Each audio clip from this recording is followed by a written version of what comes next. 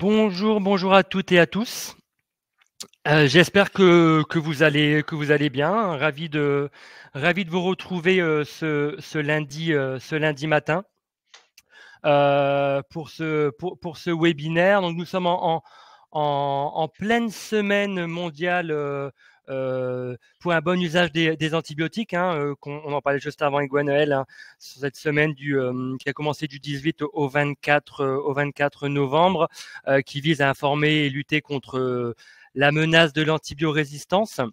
Et que peut-être vous-même, représentant des usagers, vous avez des événements qui se font dans vos établissements cette semaine. Aussi, on est aussi en début de semaine de sécurité du patient. Et dans ce cadre, on vous propose une présentation autour de la prévention des infections et de l'antibiorésistance.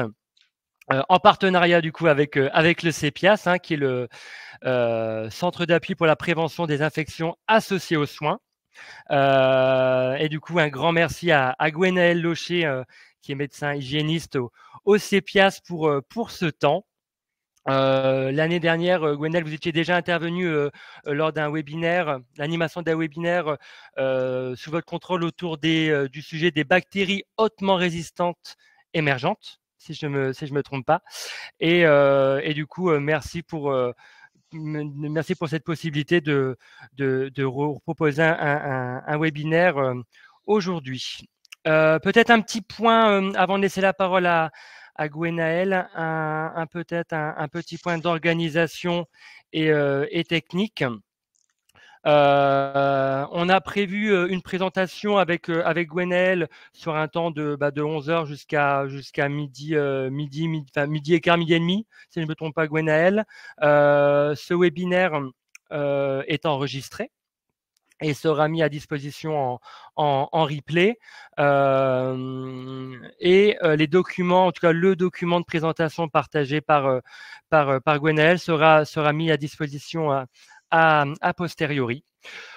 Et de point de vue technique aussi pour les réactions, mais ouais, je vois qu'il y a déjà des réactions dans le chat. Vous êtes déjà un petit peu habitué à l'usage de cet outil, donc n'hésitez pas à poser vos questions via l'onglet questions en bas à droite.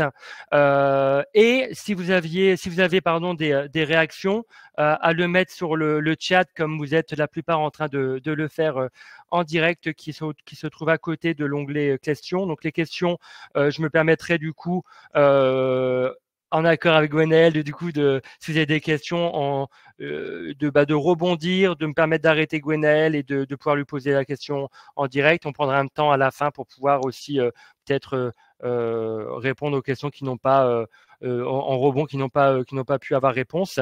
Du coup, voilà. Gwenaël, je vous souhaite une belle matinée à toutes et à tous. Et Gwenaël, du coup, je vous laisse la main pour partager votre diaporama. Merci beaucoup. Bonjour tout le monde. Donc effectivement, je vais partager mon écran dans quelques secondes. Je vais donc effectivement, je suis médecin au CEPIAS. Je pense que certains d'entre vous sont déjà familiers. C'est un centre régional d'appui dont l'expertise est la prévention du risque infectieux. Ce qu'on appelle les médecins hygiénistes, même si de plus en plus on a tendance à se faire appeler médecin spécialisé en prévention du risque infectieux. C'est un petit peu plus long, mais c'est un peu plus c'est un peu plus la réalité, et ça fait un peu moins, hygiéniste des fois, ça c'est un peu réducteur dans la tête d'un certain nombre de professionnels.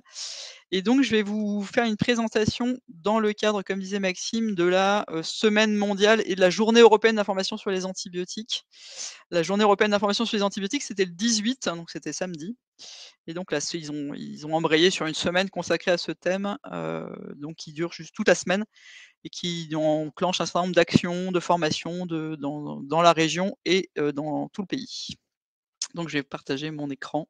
Et surtout, n'hésitez pas à poser les questions. À toute question, voilà, il y a mérite en tout cas que je vous fasse un éclairage si besoin et que je vous donne des précisions. Donc n'hésitez pas. Et même a posteriori, si vous avez des questions ou des situations dans l'établissement où vous intervenez, dans les semaines qui viennent, etc., bah, vous pouvez toujours faire remonter par Maxime, si vraiment il y a des choses qui vous tracassent sur ce sujet-là. Voilà, donc je vais partager l'écran.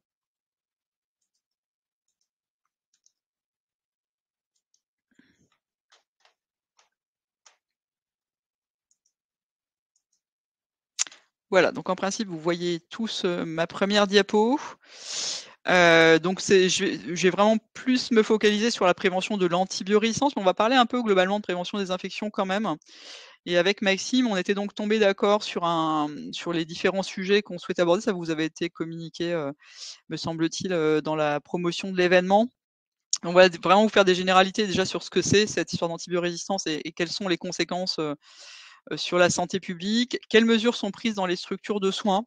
Parce que ça peut vous arriver, certainement de constater certaines choses et voilà, c'est peut-être bien que vous sachiez, qu'est-ce qu'on fait dans les établissements de soins pour lutter contre cette problématique. Quel rôle peuvent jouer les patients, leurs familles, enfin quel rôle on peut jouer tous quand on est du côté du coup de l'usager et du citoyen sur la prévention des infections, mais aussi sur la bonne utilisation des antibiotiques. On a tous un rôle important à jouer. On dira un petit mot de vaccination, qui est un axe majeur de prévention des infections, mais aussi de prévention de l'antibiorésistance, et je vous en dirai un peu plus. Et puis on dira un petit mot aussi des fluoroquinolones, qui sont une molécule dont vous avez, enfin des molécules, une famille dont vous avez peut-être entendu parler, qui a un petit peu défrayé la chronique il y a quelques mois de ça, et je vous en dirai un petit mot également.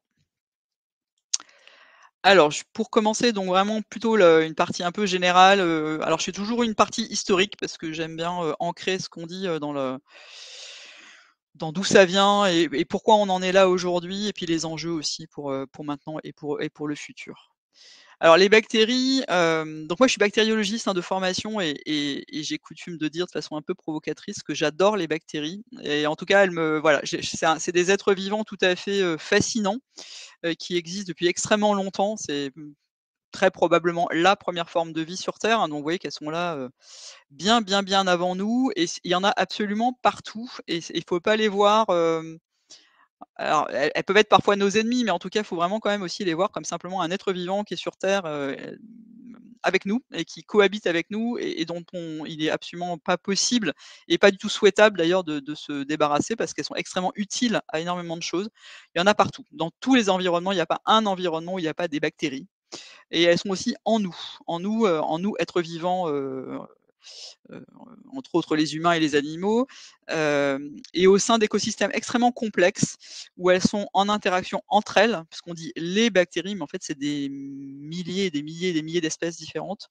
Et donc, comme tout être confronté à un écosystème complexe, elles s'adaptent en fait très vite. Elles sont bien obligées de s'adapter pour vivre tout simplement, pour survivre. C'est vivant une bactérie, ça se multiplie, enfin ça se reproduit et ça respire. Donc c'est vraiment un petit être vivant minuscule.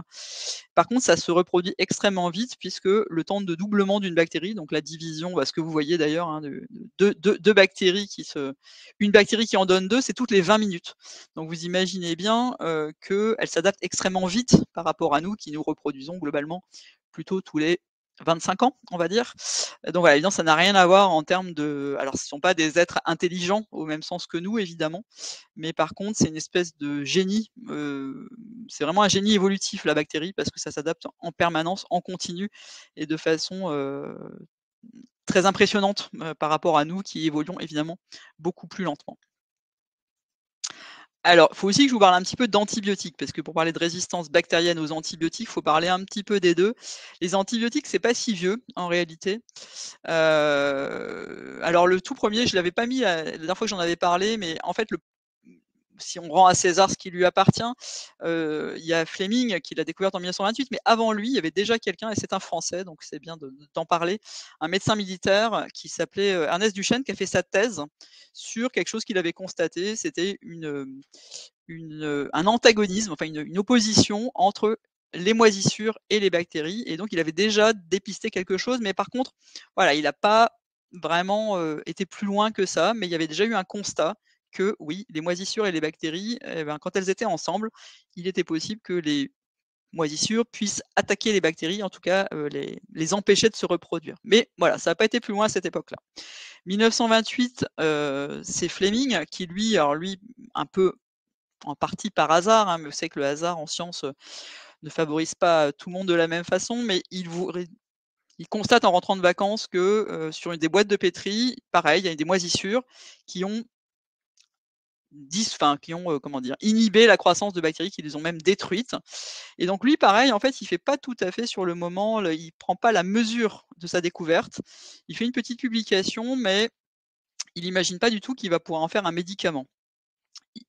Voilà, il va pas plus loin que ça. Ça, c'est les mystères de voilà, quand il avait pas les il pensait pas aussi loin que ça. Et c'est en 1940 seulement, donc vous voyez, ça a pris un petit peu de temps, que 2 autres chercheurs retombent sur cette publication, de Fleming, qu'ils trouvent tout à fait passionnante, et eux, ils vont vraiment se lancer dans, ils se disent que vraiment ils ont quelque chose de révolutionnaire entre les mains. C'est, Florey et Chen qui vont, des Anglais, qui vont eux alors ils vont rencontrer Fleming, hein, et puis ils vont essayer de purifier cette pénicilline, hein, qui est donc au départ c'est une moisissure, hein, c'est du pénicillium comme vous en avez, dans le roquefort par exemple, c'est vraiment une moisissure, mais eux, ils vont essayer de la transformer en médicament, et donc ils vont la purifier, ce qui n'a pas été une mince affaire, hein, et en plus vous noterez qu'on est en 1940, on est en Angleterre, et en Angleterre en 1940, ils étaient un petit peu sous les bombes allemandes, donc c'était pas particulièrement serein comme, comme atmosphère pour travailler. Et donc ils se lancent, et puis pour finir, ils se disent qu'il faut qu'ils aillent dans un endroit un peu plus calme, et donc Florey part aux États-Unis, qui n'est pas encore entré en guerre à ce moment-là, pour poursuivre ses recherches. Et lui, il va vraiment mobiliser l'industrie américaine parce qu'il faut de l'argent, hein, pour aller plus loin. Et donc ils vont mobiliser les industriels américains, et les États-Unis rentrent en guerre, ce qui va être clairement un facteur d'accélération du phénomène, puisque tout le monde se rend bien compte que ce médicament est en devenir, est absolument révolutionnaire, et du coup, bah, ils vont vraiment mettre le paquet, si on peut dire, sur la recherche, développement de cette pénicilline. Et à partir de 43, on est vraiment dans une phase d'industrialisation, au départ réservée aux soldats américains, qui vont, enfin, en tout cas aux armées en général, qui vont partir avec de la pénicilline dans leur bagage. Et c'est vraiment le début de l'ère, de ce qu'on vit aujourd'hui, ça commence à ce moment-là, avec malheureusement un certain nombre de conséquences, enfin d'effets euh, collatéraux dont on va reparler.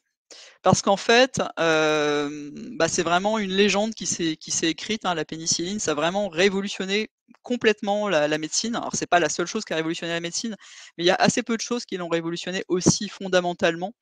Et puis souvenez-vous que donc il y a cette affiche qui est tout à fait extraordinaire, hein, qui est une affiche d'époque, remerciez la pénicilline, il reviendra à la maison. Donc vraiment une image quand même, un peu excessive, parce que c'est pas parce que vous avez de la pénicilline que vous rentrez de la guerre, sur vos 2 pieds quand même, mais ça pouvait clairement y contribuer.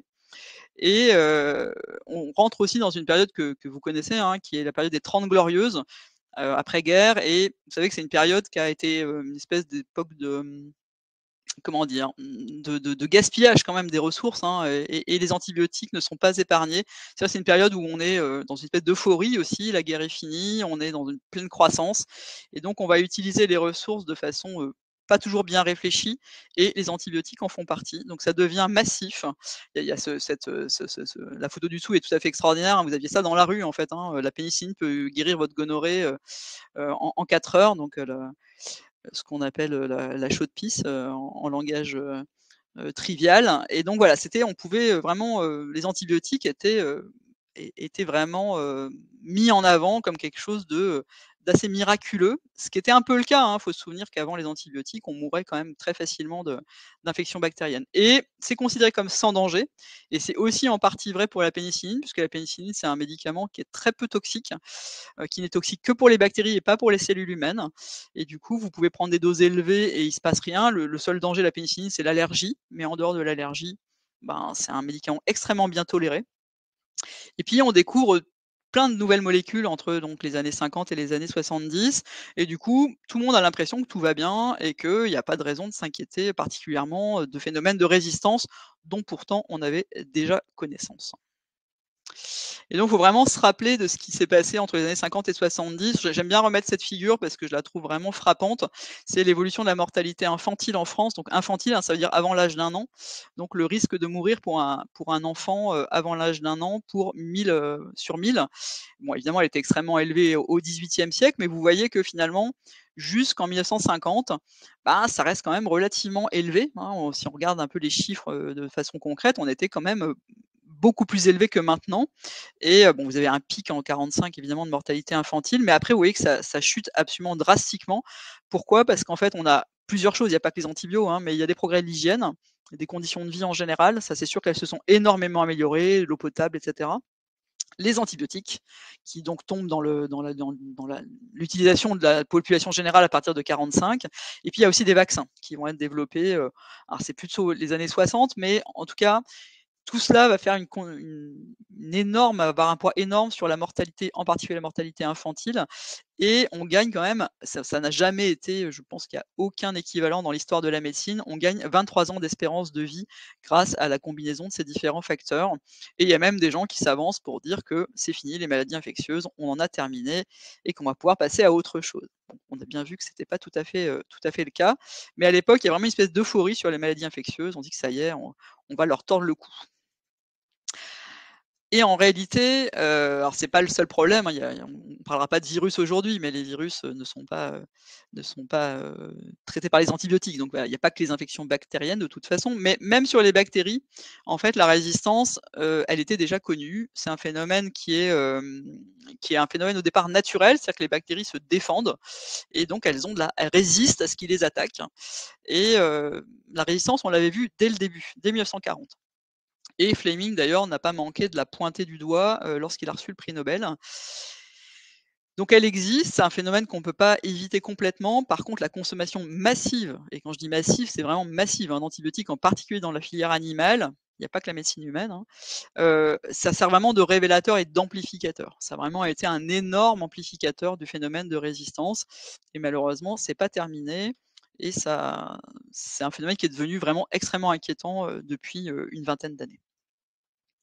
Alors juste pour vous expliquer extrêmement brièvement, j'espère que je vais être clair, pour que vous compreniez un peu comment ça marche, mais comme je vous disais au début, on est plein de bactéries en nous, et dans vos bactéries, enfin dans mes bactéries ou enfin dans celles que l'on porte, il y a toujours une petite proportion de bactéries résistantes. Donc ce qu'on a symbolisé sur cette diapo avec un R. Donc le R, c'est la bactérie qui est résistante à l'antibiotique que vous allez prendre. En tout cas, comme elles mutent tout le temps, bah voilà, elles ont des gènes de résistance qui peuvent, qui sont régulièrement, elles mutent, et donc il y en a un certain nombre qui sont résistantes. Si vous prenez pas d'antibiotiques, il se passe rien, la bactérie résistante reste en minorité. Si justement vous prenez l'antibiotique contre lequel cette bactérie a un gène de résistance, ben en fait du coup, toutes les bactéries sensibles sont tuées par l'antibiotique, il reste plus que les résistantes. Et ça se passe en fait dans notre tube digestif. C'est-à-dire qu'en fait, mettons, j'ai une angine bactérienne. Je prends un antibiotique pour une bonne raison. J'ai besoin d'un antibiotique. Donc je prends du Clamoxyl, ça guérit mon angine, c'est très bien. Mais par contre, dans mon tube digestif, bah, les bactéries sensibles au Clamoxyl, elles vont aussi mourir. Parce que l'antibiotique, voilà, il va aussi passer dans les voies digestives. Et donc c'est comme ça que je vais sélectionner, c'est ce qu'on appelle la sélection. Je vais me retrouver avec plus de bactéries résistantes qu'avant dans le tube digestif. Mais quand je dis plus de bactéries qu'avant, même si elles ne sont pas majoritaires dans mon tube digestif, ça fait quand même un certain nombre de millions de bactéries. Et puis chaque fois qu'on va à la selle, eh ben, on va les envoyer dans les égouts en fait, hein. Voilà, ça, on envoie ça chaque fois qu'un humain ou un animal défèque, eh ben, il va envoyer les bactéries résistantes dans les égouts. Donc il y a deux termes que vous connaissez peut-être, hein, BMR, donc ça veut dire bactéries multirésistantes. Donc celles-là, c'est celles qui sont résistantes à plusieurs familles d'antibiotiques déjà, mais qui restent sensibles à des antibiotiques un peu plus costauds. Et puis bactéries hautement résistantes, c'est un terme qu'on a inventé entre guillemets, enfin qu'on a mis en avant à partir de 2013, si je ne me trompe pas, parce on se retrouve avec des bactéries vraiment encore plus résistantes, et même résistantes à ce qu'on appelle les antibiotiques de dernier recours. Les antibiotiques de dernier recours, c'est ceux dont on a besoin pour les infections extrêmement graves. Et quand les bactéries sont résistantes à ceux-là, on commence à être vraiment très ennuyé en termes de thérapeutique. Alors, donc, je vous ai parlé donc de notre tube digestif, hein, puisque je ne l'ai pas dit plus précisément que ça. Je vous ai dit au début qu'on était plein de bactéries, mais quand je dis qu'on en est plein, c'est des milliards de bactéries par gramme de sel. Et ça, faut vraiment essayer de. C'est énorme en fait. Elles sont vraiment très très très nombreuses. C'est normal, hein, elles servent à notre digestion, elles sont très utiles et tout ça. Mais du coup, ça fait aussi beaucoup de bactéries qu'on dissémine dans l'environnement. Ça comporte plein d'espèces, c'est ce qu'on appelle le microbiote, ce qu'on appelait avant la flore bactérienne. Plein d'espèces différentes, plus ou moins résistantes, indispensables, absolument vitales pour nous. Mais par contre, c'est le réservoir de la résistance bactérienne pour nous, pour les animaux, pour tous ceux qui vont être porteurs de résistance. C'est le réservoir principal, c'est le tube digestif. Et donc, secondairement, je ne vais pas insister là-dessus aujourd'hui, mais on va contaminer tout l'environnement en fait. Les eaux usées, les sols, les eaux naturelles. Je ne parle pas que de nous les humains, hein, je parle aussi des animaux d'élevage, etc.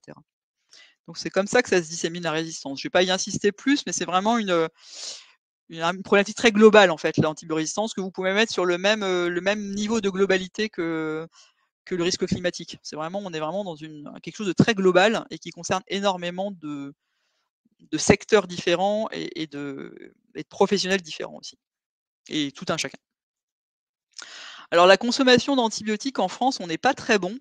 Alors j'aurais pu vous mettre pour vous rassurer un peu notre consommation en milieu animal, parce qu'on est bien meilleur. Par contre, en milieu vétérinaire, on est devenu très bon, enfin en tout cas bien meilleur. Il y a eu des plans d'action qui ont été très bien mis en place et du coup on est devenu parmi les bons élèves de l'Europe sur le côté filière animale.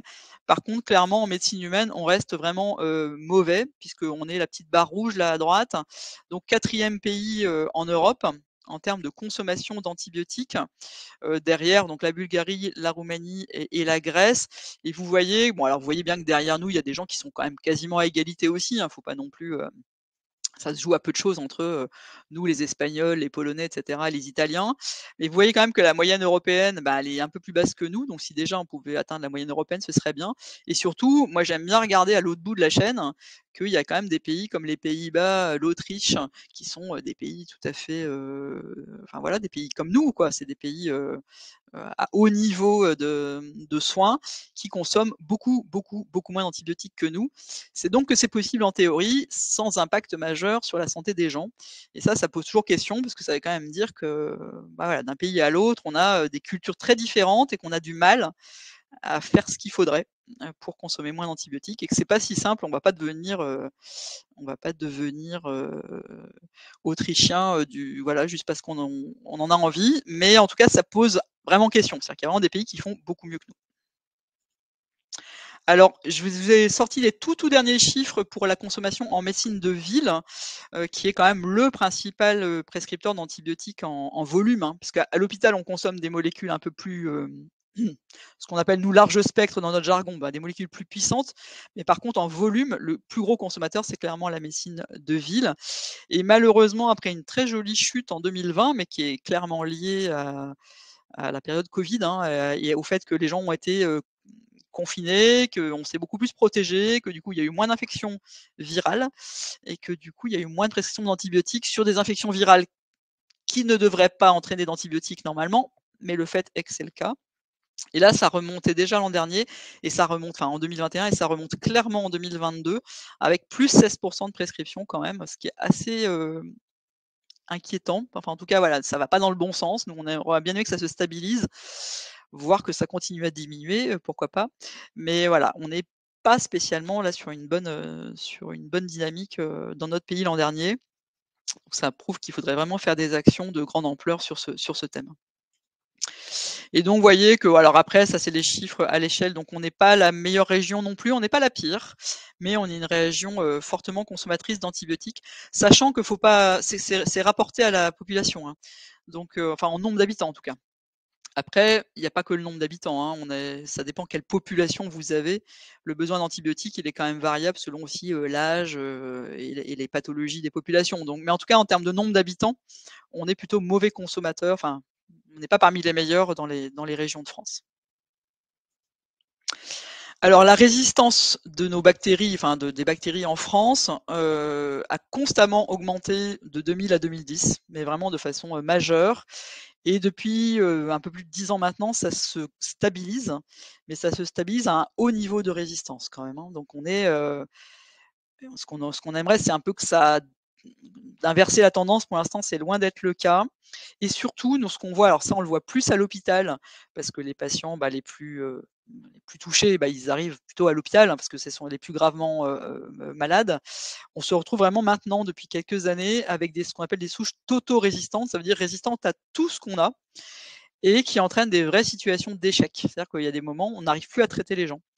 Et ça, c'est vraiment un des dangers, évidemment, de l'antibiorésistance, c'est de ne pas réussir à traiter les gens et de se retrouver finalement comme quand on n'avait pas d'antibiotiques, hein, ce qui est, si on a un petit peu le sens de ce qui se passait avant l'apparition des antibiotiques, si vous avez lu un peu, par exemple, de littérature qui se passe au 19e ou au début du 20e siècle, on n'a pas très envie de revenir à cette époque-là.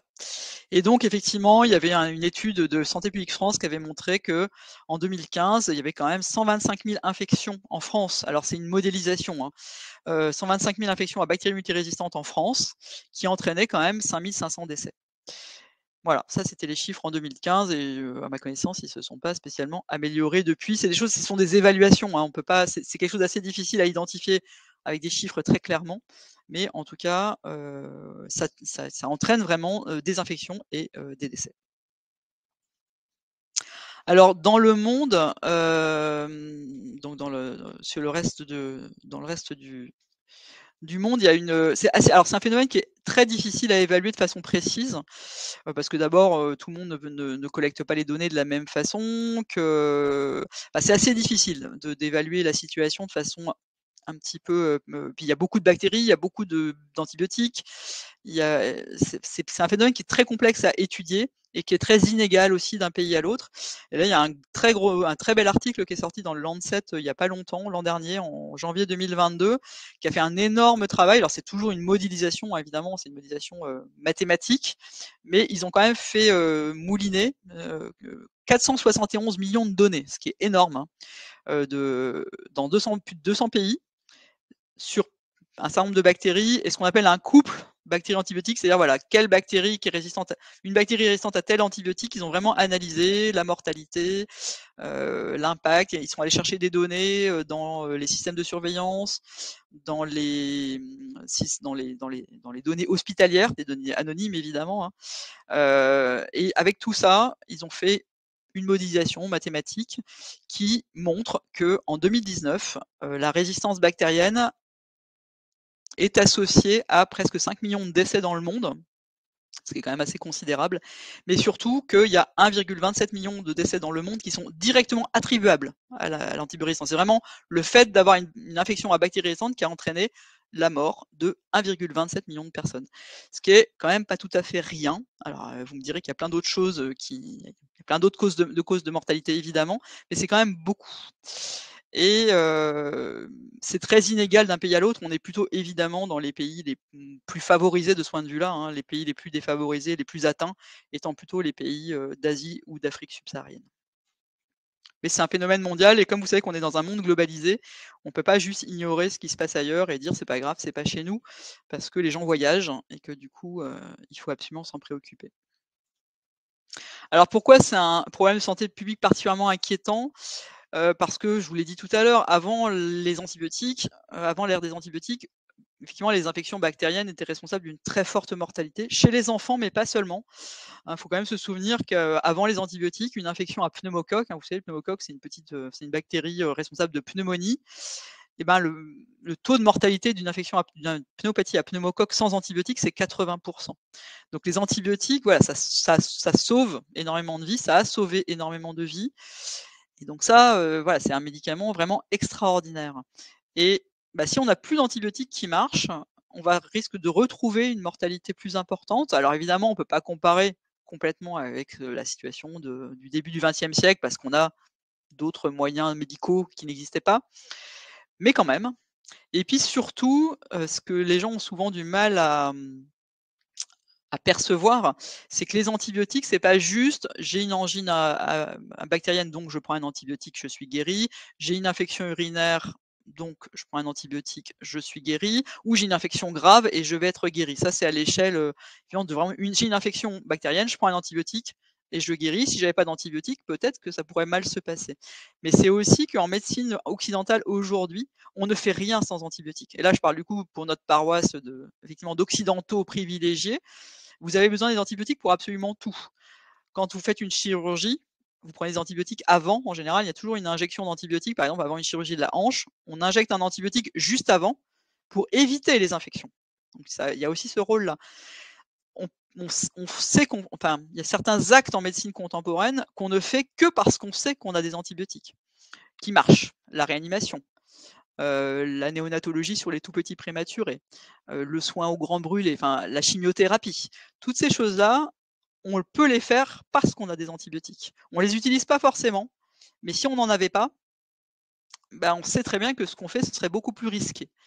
Donc ça, c'est ça qui est menacé en fait aussi aujourd'hui, c'est notre médecine à nous, qui est technique, qui est invasive et qui ne peut exister que grâce aux antibiotiques. Et ça, il faut quand même vraiment bien en avoir conscience. Et il y a une chose qui vient se rajouter qui complique encore les choses, c'est que c'est une épidémie entre guillemets, j'aurais dû mettre des guillemets, mais c'est complètement invisible. La dissémination de l'antibiorésistance, elle ne se voit pas. C'est pas comme l'épidémie de Covid. C'est pas contagieux, ça se diffuse, mais ça se voit pas. Donc c'est d'autant plus difficile à maîtriser. Alors qu'est-ce qu'on peut faire? Vous me direz tout ça, parce que maintenant je vous ai dressé un tableau qui est un peu inquiétant. Il y a quand même, bien sûr, on peut faire des choses et on fait déjà beaucoup de choses. Il y a la première chose, c'est qu'il faut absolument maîtriser un peu mieux ce qu'on appelle la prévention, nous, ce qu'on appelle dans notre jargon prévention, contrôle des infections. C'est tout ce qui est justement, entre autres, lié à mon métier, hein, l'hygiène hospitalière. C'est tout ce qui va permettre de diminuer les infections. Chaque fois qu'on évite une infection, on va potentiellement économiser un antibiotique. Donc tout ce qui va permettre de diminuer les infections. Donc l'hygiène des mains, moi je suis très frappé de voir que malheureusement aujourd'hui plus personne ne se fait de friction hydroalcoolique dans les transports en commun, à l'entrée des magasins. Voilà, c'est devenu, ça a été oublié depuis la fin de la phase aiguë du Covid. Le port de masque n'est pas non plus revenu malheureusement et j'en suis vraiment bien navré parce que voilà, ça fait partie des mesures importantes. La vaccination, on va en redire un mot aussi. Voilà, tout ce qui va permettre de diminuer les infections, et ben ça va permettre d'épargner des antibiotiques. Et puis ensuite, il y a ce qu'on appelle le bon usage des antibiotiques. Donc dans notre jargon encore, hein, ce qu'on appelle le BUA. Et c'est pas qu'en médecine humaine, hein, c'est en médecine humaine, en médecine vétérinaire et en élevage. Et on est vraiment absolument tous concernés. Il n'y a personne qui peut se dire qu'il est pas concerné par la problématique, quel que soit son rôle, sa place dans la société, son métier. On a tous un rôle à jouer. Alors en établissement de santé, quelles mesures sont prises par rapport à cette fameuse question de l'antibiorésistance? Alors d'abord, il y a des stratégies de dépistage. Donc en fait, il y a des patients qui vont être identifiés comme à risque de portage d'une bactérie résistante, dont on va les dépister quand ils arrivent à l'hôpital. Alors c'est le cas en particulier des gens qui voyagent beaucoup ou qui vivent une partie de l'année à l'étranger, par exemple. Si certains passent la moitié de l'année ailleurs qu'en France. Il y a des pays plus à risque que d'autres, mais voilà, on est obligé on va pas commencer à faire un tableau des pays à risque et pas risque. On sait, hein, nous, qu'il y a des pays beaucoup plus à risque que d'autres, mais ce serait trop complexe de cibler certains pays. Donc, un patient qui a beaucoup voyagé, en tout cas qui a voyagé dans les mois précédents, et en particulier s'il a été hospitalisé à l'étranger, on va systématiquement le dépister quand il arrive à l'hôpital. Ça, c'est très important parce que du coup, on va identifier le risque et on va pouvoir prendre des mesures un peu plus importantes pour éviter que ça se dissémine. On dépiste aussi les patients qui ont été en contact avec un patient porteur connu. On va faire ce qu'on appelle des tours de dépistage dans les services. Donc ça, c'est repéré par, soit c'est dans le dossier, par exemple, il y a des informations qui sont présentes dans le dossier du patient, ou alors c'est repéré par interrogatoire à l'entrée dans une structure. On va essayer de savoir qui est plus ou moins à risque de résistance, de portage de résistance bactérienne. Et puis dans certains contextes, ce qu'on appelle, alors c'est pas vraiment des épidémies comme le Covid, mais ce qu'on appelle des cas groupés, on va répéter ces dépistages assez régulièrement, voire même de façon hebdomadaire. Ensuite, l'autre grande mesure, enfin c'est pas une mesure, hein, c'est un paquet de mesures qui sont appliquées dans les établissements, pas que de santé d'ailleurs, médico-sociaux également, et partout où il y a des soins. C'est ce qu'on appelle nous les précautions standards. Alors, standard, universel, c'est ce qu'on appelle les précautions standards d'hygiène qui doivent être appliquées par tout professionnel, tout le temps, pour tous les patients, pour tout soin, sans distinction. C'est-à-dire que c'est les mesures qu'on prend, comment dire? Sans préjuger d'un risque spécifique. C'est les mesures qu'il faut tout le temps mettre en place et entre autres, l'hygiène des mains. L'hygiène des mains qui doit être faite avant de rentrer dans une chambre, en sortant d'une chambre, avant un acte de soin, et cetera. Ça, c'est vraiment la mesure la plus importante. Il n'y a pas que ça, il y en a d'autres. Je ne vais pas toutes vous les détailler, ce serait un petit peu fastidieux. Mais voilà, on a une espèce de comment dire? De liste de choses qui doivent être complètement, qui sont intégrées dans les pratiques, hein, et qui permettent de diminuer le risque de transmission de ces bactéries d'un patient à un autre. Et puis, de temps en temps, on a ce qu'on appelle les précautions complémentaires. Alors là, c'est dans certaines circonstances, il y aura encore des précautions encore en plus. Donc, alors, pour vous donner un exemple, alors du coup, on sort de l'antibiorésistance. Il y a des précautions complémentaires dites R, qu'on met en place quand les patients ont la tuberculose. Donc là, on va mettre des masques spécifiques. Et donc, quand c'est comme ça, il va y avoir une affiche sur la porte, on va informer les familles. Il faut que les familles, si elles voient cette affiche sur la porte, elles aillent se renseigner auprès de l'équipe soignante pour dire « Ah bon, bah, du coup, qu'est-ce que je dois faire ? Est-ce que je dois faire quelque chose de spécial ?» Des fois, ça va être juste de faire les précautions complémentaires, ça va être parfois de porter un masque quand même, pour le cas de la tuberculose par exemple. Donc il faut vraiment, si vous voyez une affiche particulière sur la porte d'un patient, il faut aller se renseigner auprès de l'équipe soignante. Enfin, vous connaissez tous en principe le rôle du CLIN et de l'EOH, puisque vous êtes vous-même impliqués dans vos établissements. Donc le CLIN, Comité de lutte contre les infections nosocomiales, c'est une sous-commission de la commission médicale d'établissement qui est en charge de la prévention du risque infectieux dans la structure. Donc eux, ils ont un rôle de stratège. Ils vont établir un programme d'action et ils se réunissent régulièrement et ils intègrent tous les gens concernés dans la structure. Donc des représentants de la direction, des représentants des services, des représentants des médecins, des représentants de la médecine du travail. Et donc ils vont décider d'un programme sur l'année pour faire de la prévention du risque infectieux dans la structure, adapté aux spécificités de la structure. Et puis vous avez l'équipe opérationnelle d'hygiène, l'EOH, qui est vraiment chargée de mettre en œuvre cette politique sur le terrain, en vrai. Donc leur rôle, ça va être de faire de la surveillance, des campagnes de sensibilisation, de la formation des professionnels, etc. Donc ils ont un rôle très très important pour prendre en compte ces risques. Donc là, on sort de l'antibiorésistance, hein, c'est tout le risque infectieux qui est pris en charge par ces équipes. Alors le patient et sa famille, lui, quel rôle il pourrait jouer? Il peut jouer, hein, c'est même pas au conditionnel, hein, il peut vraiment jouer un rôle dans ces histoires de risque infectieux et de prévention, de l'antibiorésistance.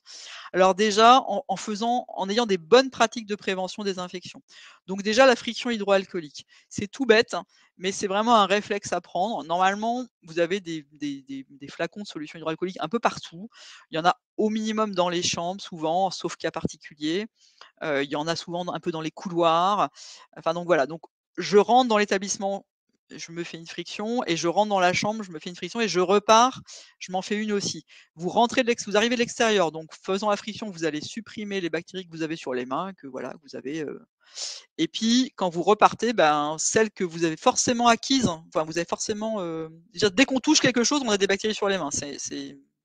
C'est pas possible de faire autrement, mais on peut quand même empêcher que certaines bactéries, on aille les promener ailleurs en se faisant une friction hydroalcoolique. Ça va éliminer ces bactéries de passage et comme ça, vous risquez pas d'en mettre, sur, les mains courantes, le bouton d'ascenseur, et cetera, ou sur la main de quelqu'un que vous allez rencontrer, à qui vous allez serrer la main et ça diminuera la dissémination des bactéries dans l'environnement et également des virus d'ailleurs, hein, ça marche très bien sur les virus aussi. Si vous avez des symptômes, là on sort de l'antibiorésistance encore une fois, enfin purement, mais si vous avez des symptômes de virose, des symptômes d'infection, ORL, d'angine, respiratoire, d'infection, même de rhume, mettez un masque. Dans toutes les circonstances de la vie, mais en particulier si vous venez visiter quelqu'un à l'hôpital.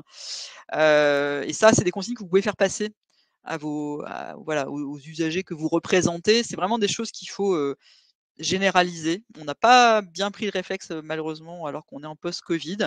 Et même s'ils peuvent, ou si vous pouvez, ou si chacun d'entre nous, si on a des symptômes, vaut mieux pas venir du tout, en fait. le temps que ça se calme. Si vous avez un rhume, vaut mieux ne pas venir voir la personne qui est fragile, qui est à l'hôpital. Il vaut mieux attendre quelques jours. Pensez bien que s'il y a des consignes marquées sur la porte ou données par les équipes, voilà, vous pouvez discuter avec les équipes soignantes, mais ça veut dire qu'il y a une problématique particulière, donc il faut respecter les consignes données. Et donc, comme je disais, ne venez pas si vous avez des symptômes, que ce soit de gastro-entérite, de virose, de grippe, etc. Vaut mieux rester chez soi quelques jours et venir quand on est mieux. Ça évitera de disséminer les virus. Donc ça, c'est une petite affiche qui a été faite par des collègues à nous en Occitanie, en Nouvelle-Aquitaine, pardon, et qui est plutôt pour le médico-social, mais qui est adaptable partout. Hein. C'est pour le bien de nos proches. Si nous sommes malades, ne leur transmettons pas nos infections et donc ne venons pas en fait.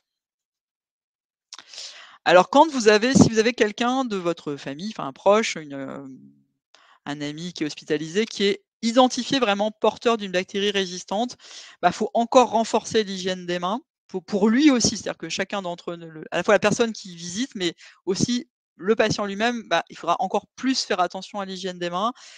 Normalement, tout le monde devrait le faire, mais on ne le fait pas tous. Mais là, ce sera vraiment encore plus important de changer quotidiennement de vêtements. Si possible, ne pas utiliser les toilettes communes, parce que je vous ai dit tout à l'heure que les bactéries résistantes, c'est dans le tube digestif. Donc, c'est sûr que si on peut limiter le risque aux toilettes de la chambre, c'est mieux, parce qu'on a beau bien nettoyer les toilettes, on sait très bien qu'il va y en avoir un peu dans l'environnement. Et puis, ce statut donc de portage de bactéries résistantes, il faut le signaler à tout professionnel de santé qui prend en charge la personne. C'est-à-dire que normalement, elle reçoit cette information. Alors ça, voilà, c'est normalement obligatoire. C'est peut-être pas toujours fait, mais c'est obligatoire. Elle devrait avoir cette information. Cette information, elle est dans son dossier de santé. Et donc, en tant que patient, si on a connaissance de ce statut particulier, on est porteur d'une bactérie résistante, il faut donner cette information aux autres professionnels de santé qui nous prennent en charge. Parce que vous savez bien que maintenant, les gens, ils restent pas longtemps à l'hôpital, mais ils ont des parcours très, on va à l'hôpital, on retourne à la maison, on va en rééducation, on va en maison de retraite. Enfin, on est sur des parcours de soins qui peuvent, on fait des allers-retours aussi entre chez soi, l'hôpital, et ce statut-là, il faut le dire. Il faut le dire parce qu'à l'échelle individuelle, c'est important pour votre médecin de savoir que vous êtes porteur de BMR, parce que ça va avoir un impact si jamais vous avez besoin d'antibiotiques, il faudra peut-être en tenir compte. Et puis, c'est important pour prendre plus de mesures, enfin voilà, renforcer les mesures des précautions standards. Et si vous avez des questions, si les personnes ont des questions, il ne faut pas qu'elles hésitent à les poser. Faut pas rester avec des questions. Il y a des petites plaquettes qui sont très bien faites. Si je prends l'exemple du CHU d'Amiens, ils ont une petite plaquette spéciale d'information pour les patients porteurs de bactéries résistantes et qui redonne ce qu'il faut faire, pourquoi c'est pas non plus, qui rassure aussi, parce que être porteur d'une bactérie résistante, c'est pas la fin du monde. Ça n'a pas d'impact sur votre santé au quotidien, mais c'est une donnée importante à connaître. Tu as une question? Gwenaël? Oui. Oui, Gwenaël. Il y a une question de Evelyne Ducrot qui demande: peut-on utiliser les toilettes des hôpitaux en mettant du gel? Alors, en fait, utiliser les toilettes des hôpitaux, de toute façon, des fois, on est bien obligé, hein. C'est comme toute toilette commune. Alors, elles sont entretenues, mais on sait très bien que de toute façon, vous ne pouvez pas les entretenir au rythme où les gens les utilisent. C'est pas possible. Il faudrait quelqu'un derrière chaque utilisateur. C'est tout à fait impossible. Donc, en fait, la principale source en fait de dissémination, c'est vraiment les mains. Donc après, moi, il y a toujours je comprends très bien qu'on n'ait pas forcément envie de se poser sur une lunette de toilette qu'on n'entretient pas soi-même, mais bon, le risque, il n'est pas tellement de s'asseoir sur les toilettes, c'est vraiment les mains qui vont être contaminées par les bactéries qu'il y a forcément dans l'environnement. Vous ne pouvez pas éviter qu'il y ait des bactéries. Dans des toilettes, il y a forcément des bactéries et pas que dedans, il y en a un peu autour aussi. Et donc là, ça va être vraiment l'hygiène des mains. Alors, il faut la faire d'une façon assez. En fait, ce qu'il faut essayer d'arriver à faire, et c'est pas si simple que ça, c'est de ne pas retoucher la poignée de la porte après s'être lavé les mains. Et ça, c'est un vrai défi. Donc, en fait, il faudrait se laver les mains, donc soit à l'eau et savon, soit au gel hydroalcoolique, mais l'eau et le savon, ça marche bien aussi, hein. Et puis après, il faut réussir à ouvrir la porte sans la toucher, ou alors, il faut se refaire une friction après avoir touché la poignée de la porte. Donc voilà, parce qu'en fait, la poignée de la porte est forcément, parce que vous pouvez pas être certain que la personne qui était avant vous, elle s'est bien lavé les mains, et donc vous êtes à peu près sûr que la poignée de la porte, elle est en tout cas sûrement pas nickel. Et donc si vous venez de vous laver les mains, que vous touchez la poignée de la porte, bah, en fait, vous vous recontaminez les mains. Donc, c'est ça un peu se laver les mains, c'est très bien, mais en fait, je pense que les gens ne conçoivent pas qu'ils se recontaminent les mains presque immédiatement avec des bactéries probablement qui étaient présentes dans ces toilettes parce que la poignée de la porte, ben, elle est utilisée par tout le monde. Donc voilà, donc idéalement, il faudrait ouvrir la poignée avec l'essuie-main et le jeter juste après. Ou alors, vous vous refaites une friction après, carrément être après. Mais normalement, il faudrait se laver les mains avant de toucher la poignée pour soi même pas la contaminer. Donc, c'est vraiment pas si simple que ça. Mais Merci Gwenaël. voilà. Il y a pas d'autres questions en lien avec ton.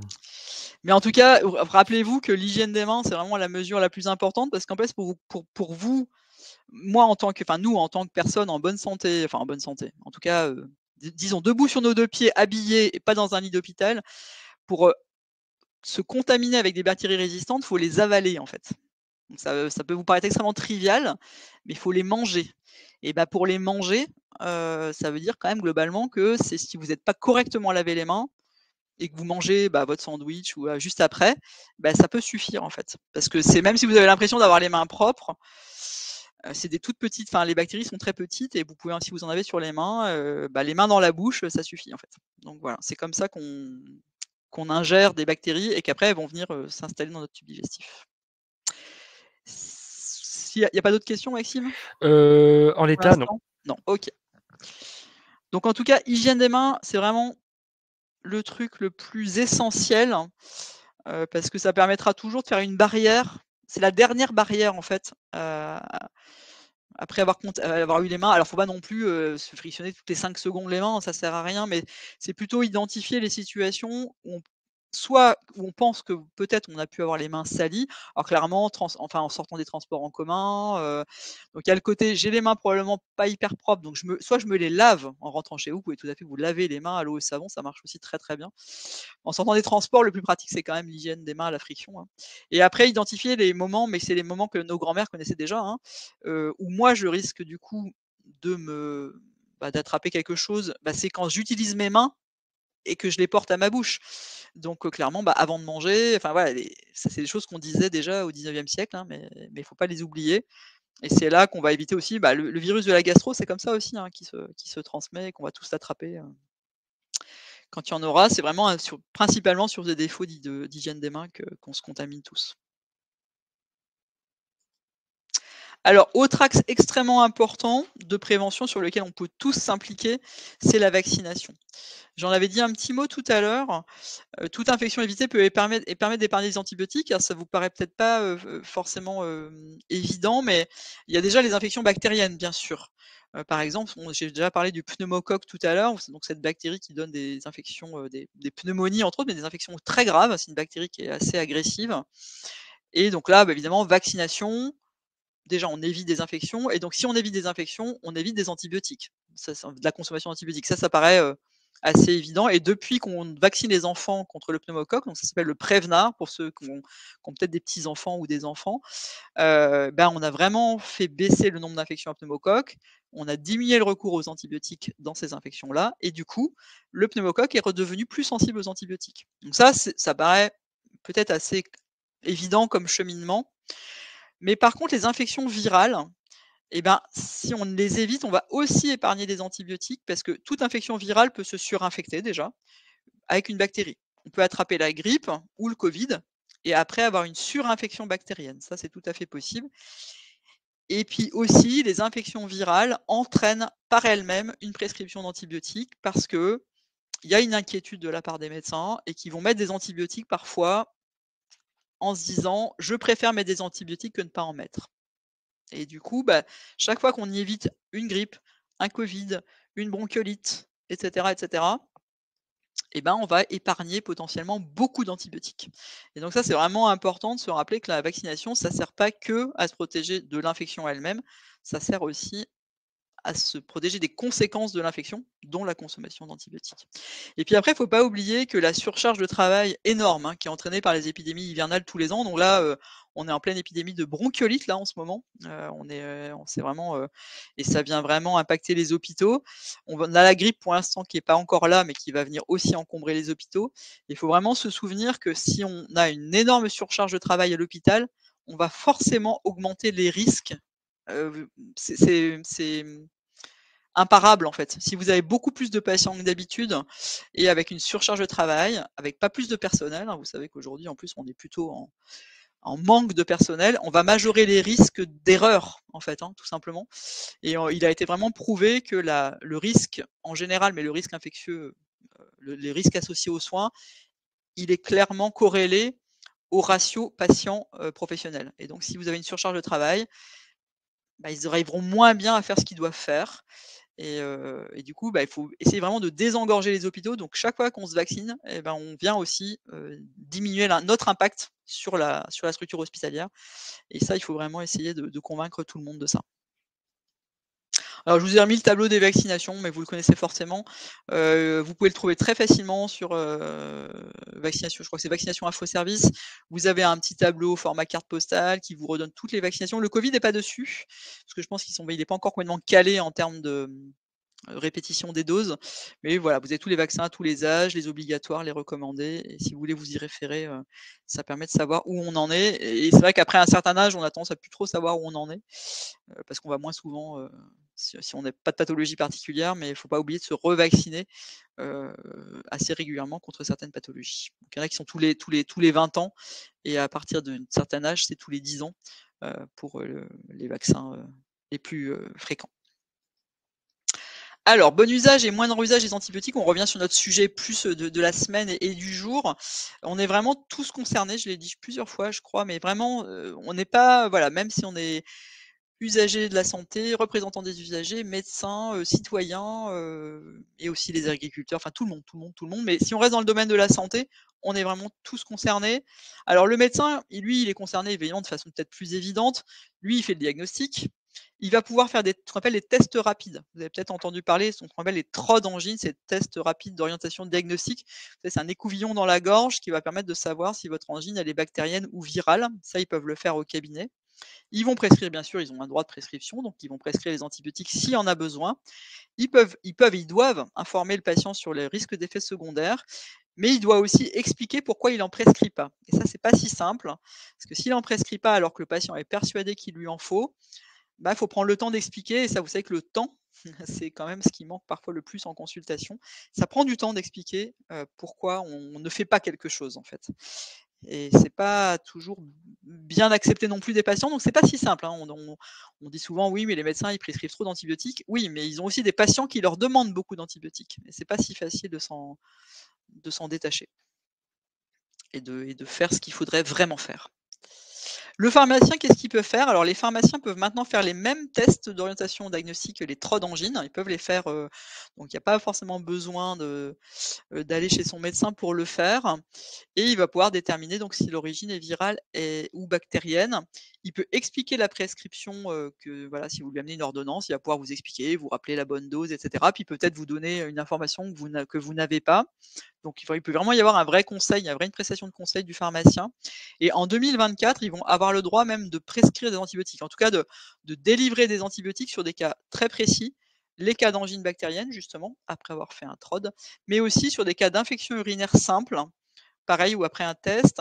Et ça, donc c'est encore en cours je pense qu'il n'y a pas vraiment de texte encore officiel qui est sorti, mais c'était une volonté claire du ministère de la Santé, du gouvernement. Et donc ça va, donc voilà, sur ces deux situations assez banales, assez fréquentes et assez simples, il n'y aura plus besoin de passer par le médecin obligatoirement pour avoir des antibiotiques dans ces deux situations seulement, hein. C'est vraiment deux situations extrêmement précises. Vas-y, Maxime. Ouais, Gwenaël, il y a une réaction de Madame Joëlle Charlette. Je profite que tu es sur la slide pharmacien.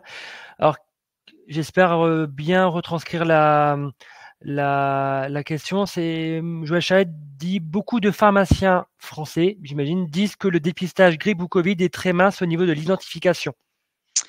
Alors, ça dépend du test. Ça dépend de plusieurs choses, mais effectivement, les tests, ce qu'on appelle, qui sont aussi des tests rapides, effectivement, qui sont pas des PCR, hein. Vous avez tous normalement appris ce que c'était qu'une PCR, parce qu'on en a abondamment parlé pendant le Covid. Et donc, effectivement, les tests rapides sont un peu moins sensibles. Cela dit, ils sont quand même pas non plus inefficaces. Ça dépend de la qualité du prélèvement lui-même, pas de la qualité du test, hein, la qualité du prélèvement. C'est-à-dire qu'il faut quand même un prélèvement bien, faut vraiment celui qui fait un peu mal, là, celui qui est pas très agréable. Et puis ça dépend à quel moment on le fait. Parce qu'il y a un pic viral qui va permettre. Donc voilà. Donc s'il n'est pas fait au bon moment, qu'il n'est pas super bien fait parce que la personne manque peut-être d'expérience, effectivement, on peut passer à côté. Cela dit, ce que je dis toujours, c'est que de toute façon, si vous avez des symptômes d'infection respiratoire, peu importe que vous ayez la grippe, le Covid ou Dieu sait quoi, parce qu'en fait, il y a des centaines de virus qui donnent les mêmes symptômes, vous mettez un masque et vous attendez et vous prenez du Doliprane et tout ce qu'il faut bien. Mais en fait, Covid ou pas Covid, ça change rien aujourd'hui. Je veux dire, il n'y a pas de médicament spécifique au Covid, sauf exception. Sur la grippe, il n'y a aucun médicament spécifique qui est donné en ville.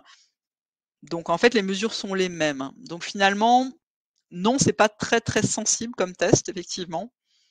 C'est gênant surtout pour l'épidémiologie, parce qu'on n'a pas de chiffres fiables du coup. Mais aujourd'hui, il faut plutôt raisonner infection respiratoire aiguë. Et donc, si vous avez même un rhume, un syndrome pseudo-grippal, une espèce de voilà, vous avez mal à la tête, vous avez le nez qui coule, vous avez la gorge qui gratte, vous toussez, vous avez de la fièvre, ben c'est une virose. Donc, les mesures sont les mêmes. Port de masque, je fais attention aux proches que je connais qui sont particulièrement fragiles. Je vais pas avoir, voilà, pour les gens plus jeunes, bah, je vais pas avoir mes parents ou mes grands-parents pendant quelques jours. Je m'isole un petit peu, alors voilà, il ne s'agit pas de rester chez soi complètement, mais je fais un peu attention. Je mets un masque dans les transports en commun. Quel que soit le virus, c'est les mêmes mesures.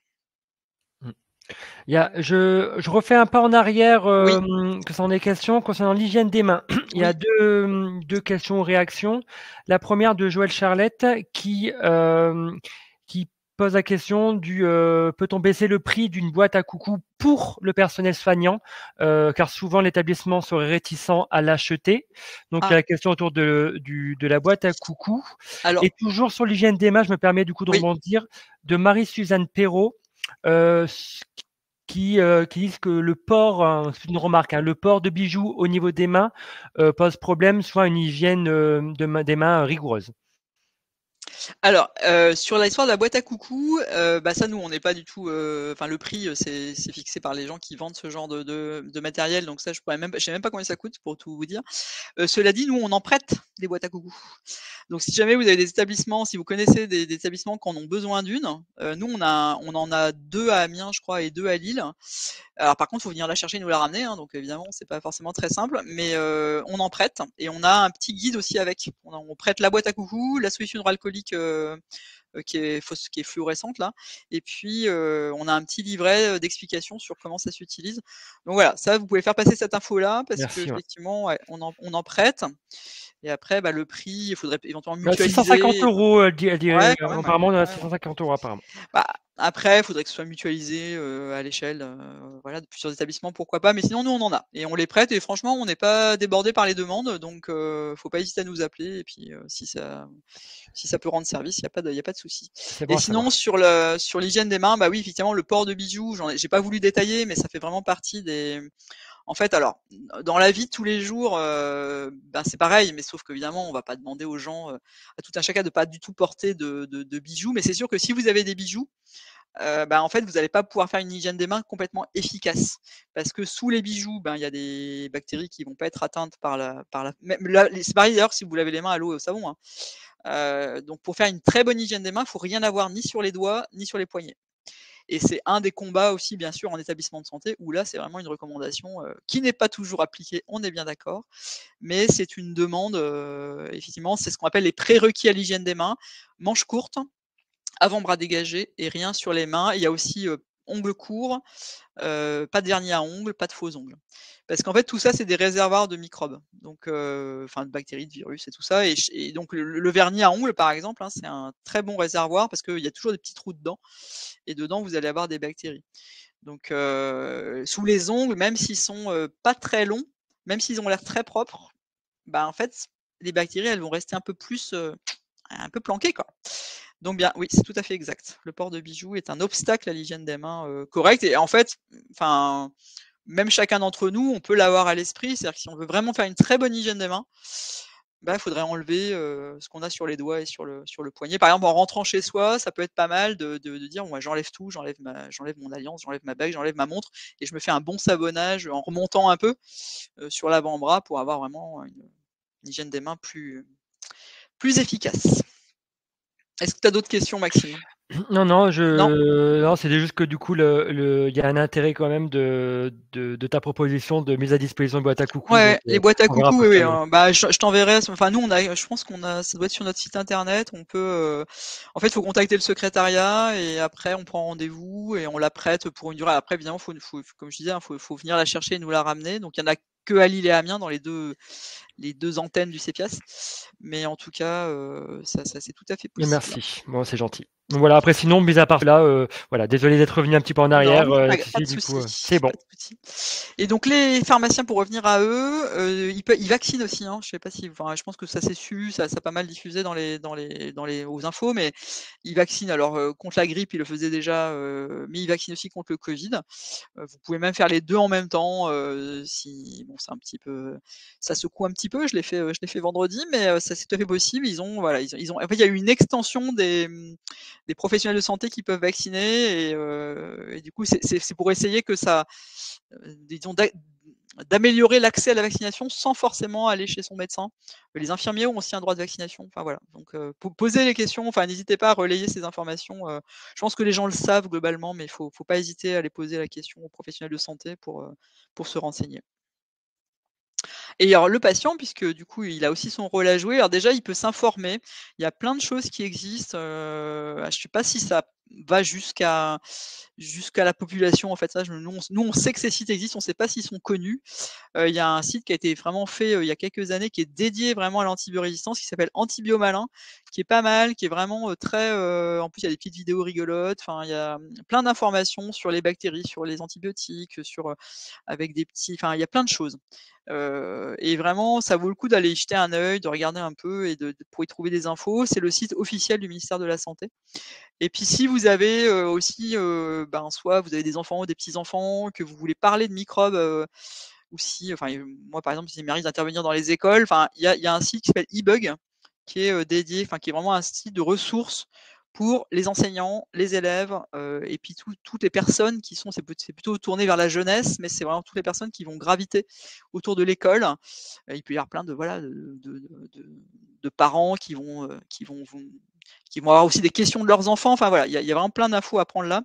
Et puis, tout récemment, il y a il y a ça c'est un projet qui est soutenu du coup, qui est à l'échelle européenne, qui s'appelle Happy Patient, mais en fait qui a des ressources en français, qui a toute une, boîte à outils, d'outils de communication, entre autres sur les bactéries et la résistance aux antibiotiques et qui est vraiment bien. Nous on pense on n'a pas encore eu le temps d'aller regarder de près parce que c'est vraiment tout récent, mais qui a plein d'infos sur, c'est quoi une bactérie, c'est quoi un virus, comment ça marche tout ça. Et ça peut vraiment être, c'est vraiment des choses simples avec des dessins, enfin c'est quelque chose d'hyper facile à comprendre. Le patient, qu'est-ce qu'il peut faire? Bah, il faut aussi respecter les prescriptions. Alors vous savez il y a traditionnellement, il y a beaucoup, je sais pas si on l'a tous fait, mais c'est, quand on n'a pas une infection trop grave, on prend les antibiotiques les 2-3 premiers jours et puis après on dit: «Oh bah non, c'est bon, je suis guéri, j'arrête». Ah bah, faut pas faire ça. Faut prendre vraiment la prescription telle qu'elle est marquée sur l'ordonnance jusqu'au bout. Alors par contre, sachez que les durées de prescription d'antibiotiques ont énormément diminué parce qu'il y a eu plein d'études qui ont montré que finalement, on pouvait réduire la durée sans impact sur l'efficacité. Donc aujourd'hui, il y a beaucoup d'infections communes, je vous parle des infections courantes, hein, bactériennes, 5 jours d'antibiotiques suffisent. Donc ne vous étonnez pas si vous êtes un peu, peut-être vous serez surpris, mais c'est pas, avant on était plutôt sur 7 à 10 jours sur pas mal d'infections banales et maintenant on est plutôt sur 5 jours. Donc si vous voyez une ordonnance comme ça, c'est normal, hein, c'est plutôt un médecin qui est bien au courant des nouvelles recos. Alors on prend jamais d'antibiotiques sans avis d'un professionnel de santé, même si on est persuadé qu'on a la même infection que la fois dernière et tout ça, faut pas le faire. Il faut vraiment prendre un avis et par exemple, si vous avez de nouveau une angine que vous avez déjà eue l'an dernier, enfin vous avez l'impression que c'est la même, faut pas prendre le reste de la boîte d'amoxicilline que vous avez dans votre armoire à pharmacie. Il faut plutôt aller faire un TROD parce que si ça se trouve c'est pas du tout la même angine, elle est peut-être virale et du coup faut pas prendre d'antibiotiques. Il faut donc pas utiliser d'antibiotiques, pas les donner à son voisin, à ses enfants, etc. On l'a tous fait, hein, c'est pour ça que je me permets parce que même moi je l'ai fait aussi. Mais non, faut vraiment pas prendre d'antibiotiques à la légère en fait. C'est vraiment un médicament dont il faut faut se souvenir que c'est un médicament très important et qui n'est pas sans effet secondaire aussi pour certains d'entre eux, on va le redire après. Voilà, ça c'est une affiche de ce qu'on appelle le ICDC, c'est le European CDC, c'est le centre de lutte contre les infections à l'échelle européenne qui fait toute une campagne de communication justement en ce moment puisqu'on est sur la semaine prévention de l'antibiorésistance. Alors dernière partie de mon topo, les fluoroquinolones. Alors je ne sais pas si vous en avez entendu parler, je vous ai pas mis d'article de presse et tout ça, mais il y a quelques mois, si je me souviens bien. Ça a un peu défrayé la chronique, en tout cas c'était dans les journaux, y compris au niveau national, hein, c'était sur France Info, France Inter, etc. Parce qu'il y a une asso de patients, me semble-t-il, qui a porté plainte, et je pense que c'est même au pénal, hein, contre des médecins parce qu'ils avaient des graves effets secondaires suite à la pression de fluoroquinolone. Alors les fluoroquinolones, ça vous parle peut-être pas comme ça. C'est toute une famille d'antibiotiques qui est très très efficace. Par contre, c'est des magnifiques antibiotiques très très puissants qui sont vraiment recommandés dans certaines infections graves. C'est un antibiotique majeur, très utile. Il ne faut pas penser que c'est un très bon antibiotique, très efficace. C'est ce qu'on appelle nous large spectre, c'est-à-dire qu'il est vraiment il tue beaucoup de types de bactéries différentes. Donc dans les infections graves hospitalières, il peut être indispensable. Par contre, contrairement à ce que je vous disais sur la pénicilline au début, il a des effets secondaires majeurs, potentiellement très sévères, et il fait déjà depuis 2019 l'objet de restrictions d'utilisation. C'est une famille de molécules très particulière. Alors, je vous ai mis les noms à droite, il y en a peut-être certains qu'on a déjà pris. C'est tout ce qui finit par oxacine, donc ciprofloxacine, lévofloxacine, ofloxacine, vous avez peut-être déjà entendu oflocet, ciflox, voilà, peut-être déjà certains d'entre vous qui en ont déjà pris. C'est une molécule en fait qui aurait dû être, à mon avis, réservée à l'usage hospitalier, mais qui existe en comprimé. Parce qu'il y a plein de molécules d'antibiotiques qui n'existent pas en comprimé. Donc ça simplifie le problème. Si elles n'existent pas en comprimé, elles ne peuvent pas être prises en ville. Elles peuvent être prises qu'à l'hôpital. Donc ça évite déjà les mauvais usages. Par contre, cette famille-là, elle existe en comprimé et elle a été prescrite de façon majeure dans les années, alors je veux dire ça parce que moi j'en ai pris, je m'en souviens, et donc c'était il y a peut-être 25-30 ans quand même maintenant, j'en ai pris sur des infections urinaires. Et à l'époque, c'était prescrit de façon complètement sans aucun. Je pense qu'il y avait dû avoir une jolie campagne de la part des industriels et c'était même probablement recommandé. Ça, je me souviens plus trop, mais assez vite, on s'est rendu compte qu'il fallait pas les recommander et du coup, ça n'est plus du tout recommandé dans les infections urinaires ordinaires en tout cas. Je dis pas que c'est jamais recommandé, mais c'est pas recommandé dans l'infection urinaire simple de la femme jeune. C'est vraiment pas du tout recommandé. Et donc il y a un dossier très très complet si vous êtes friand d'informations vraiment plus détaillées, que vous avez envie d'aller creuser. Il y a un dossier complet sur le site de l'ANSM. Vous savez, l'ANSM, c'est l'Agence de sécurité du médicament.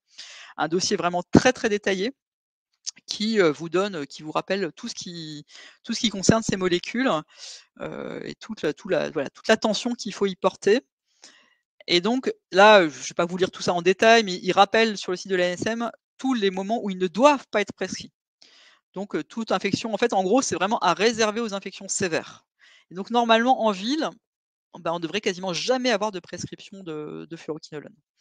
Donc voilà, si jamais vous voyez ça sur des ordonnances, peut-être ça vaut le coup de poser la question. Après, c'est pas très facile dans la relation avec le médecin de dire oui, mais j'ai entendu dire que, j'ai lu que, voilà, c'est pas toujours très, très bien accepté, mais en tout cas, c'est vraiment, il y a un dossier, et comme c'est quand même remonté carrément au niveau judiciaire, il y a eu vraiment un courrier de l'Agence nationale du médicament envoyé à tout le monde, enfin, c'est devenu un sujet à part entière.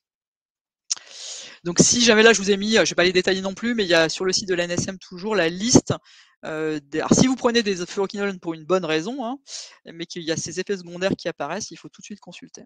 Donc voilà, de toute façon, le diaporama sera à votre disposition aussi. Je vais pas faire la liste, ce sera un petit peu fastidieux, mais ça a des effets secondaires extrêmement, potentiellement extrêmement graves. Donc il ne faut pas sous-estimer des signes qui apparaissent.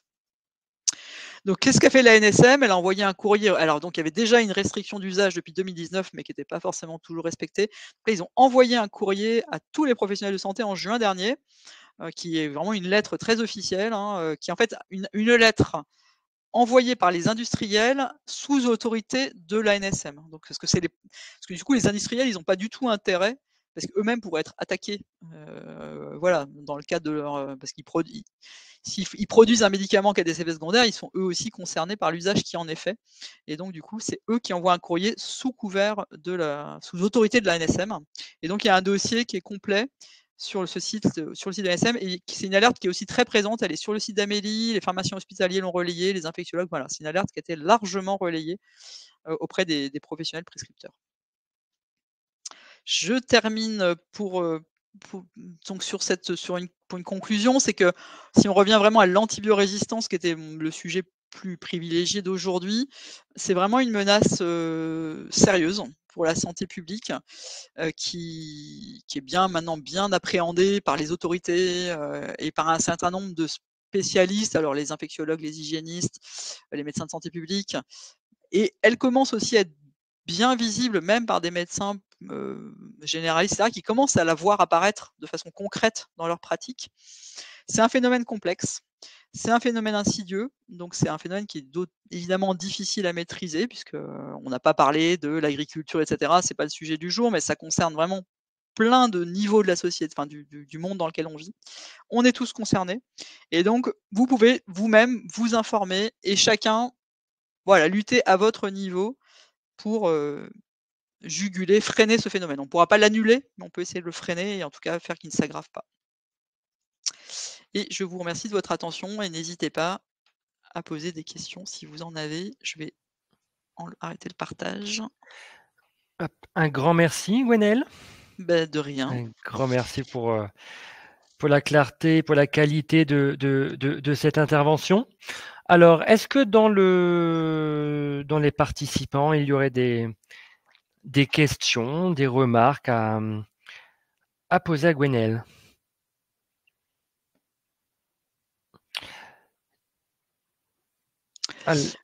En fait, c'est un peu plus compliqué que ça. En fait, des antibiotiques super puissants, on en a encore plein, en fait. Mais en fait, ce qu'il faut bien comprendre, c'est qu'il n'y a aucun antibiotique qui peut...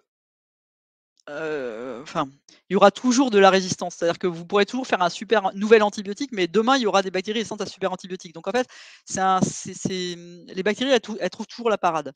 Donc en fait, des antibiotiques puissants, on en a encore plein, et la plupart du temps, enfin dans la grande majorité, heureusement en tout cas, chez nous, la plupart du temps, tout se passe bien, hein, enfin, mais il faut épargner surtout les antibiotiques qu'on a encore, et puis vraiment essayer de revenir à une prescription plus, enfin, il y a une consommation plus raisonnable, en fait.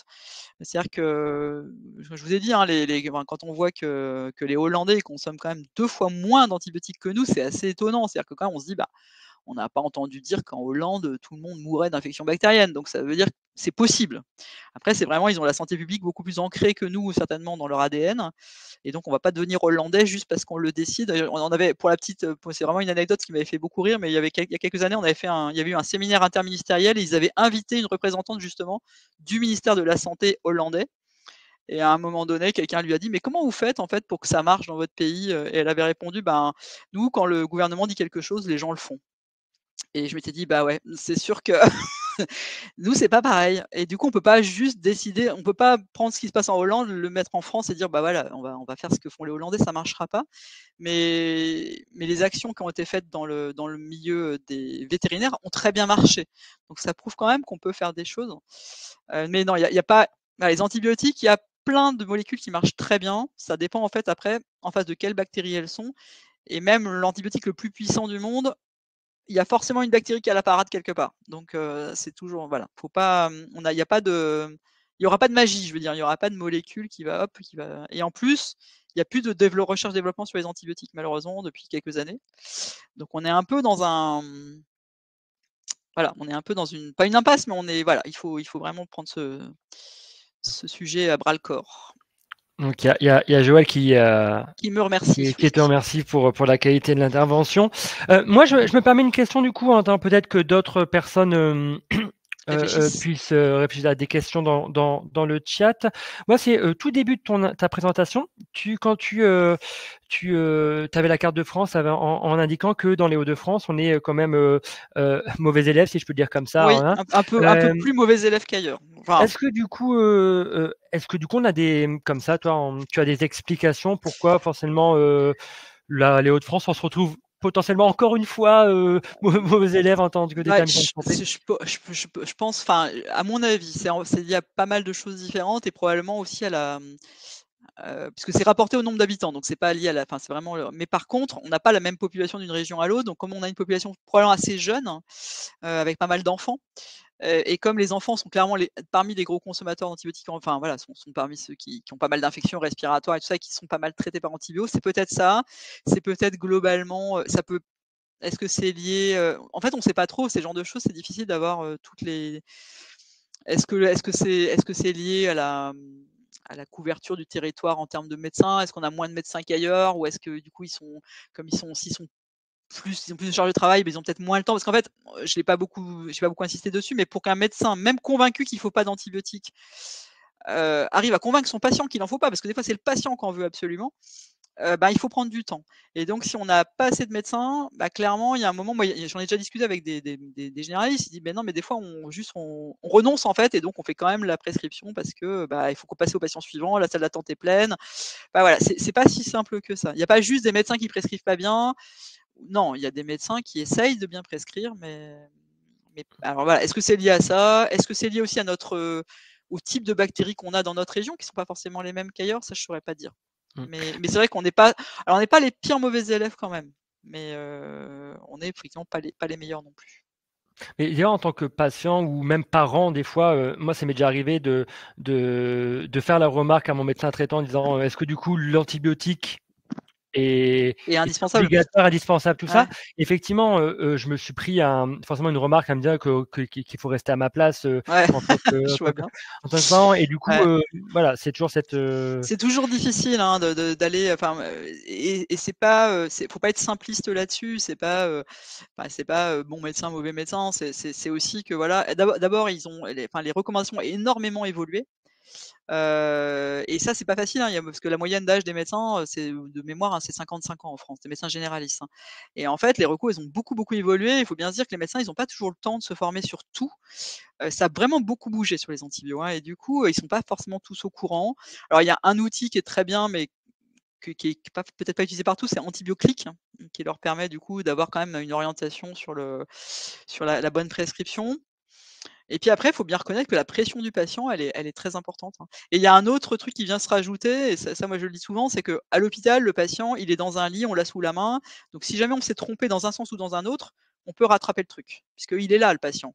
En général, il est là quand même quelques jours. Donc si on peut faire facilement ce qu'on appelle la réévaluation. Donc finalement, on a mis un antibiotique au départ, c'est peut-être pas le bon, ou fallait pas j'en ai pas mis au départ, je pensais qu'il en fallait pas. Ah bah finalement il en faut.